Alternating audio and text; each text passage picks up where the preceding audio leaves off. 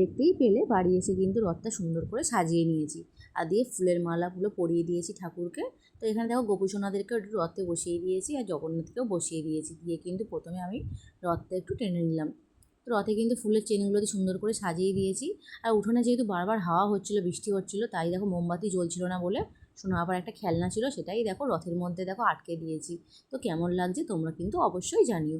তো আমার সোনা বাবা কিন্তু খুব মজা করে রথ টানছিল। এবার কিন্তু ওর দিদি নেই, দিদি মামার বাড়ি গেছে, সেই জন্য কিন্তু ও একাই রথ টানছে এবছর আর খুব মজা করছে।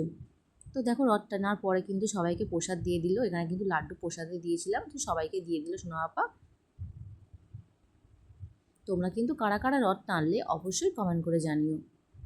তো এখানে দেখো প্রসাদ দেওয়ার পরে কিন্তু আমার সোনা বাবা কত মজা পেয়েছে তোমরা দেখতেই পাবে। এই দেখো নাচতে আরম্ভ করে দিয়েছে, তো নাচানাচি করছিল। তারপরে কিন্তু রথ টানার পর রথটা কিন্তু রেখে দিয়েছি ঠাকুর ঘরে। তারপরে একটু সেলফি তুলে নিলাম। তো কেমন লাগলো ভিডিও অবশ্যই জানিও। দেখা হচ্ছে নেক্সট শর্টসে। টাটা বন্ধুরা, সবাই খুব ভালো থেকো।